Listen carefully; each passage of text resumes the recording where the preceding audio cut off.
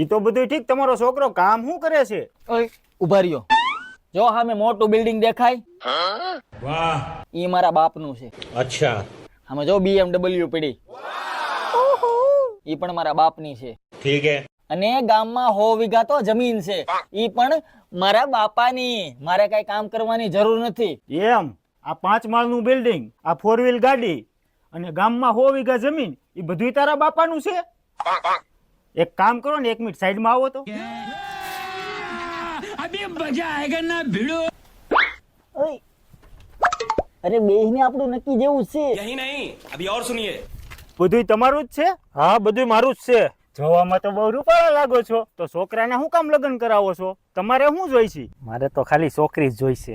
એ બેટા, અહીં હાલ તો. જો તો બેટા, છોકરો તને ગમે છે? બધું એનું જ છે તો મને કાંઈ વાંધો નથી.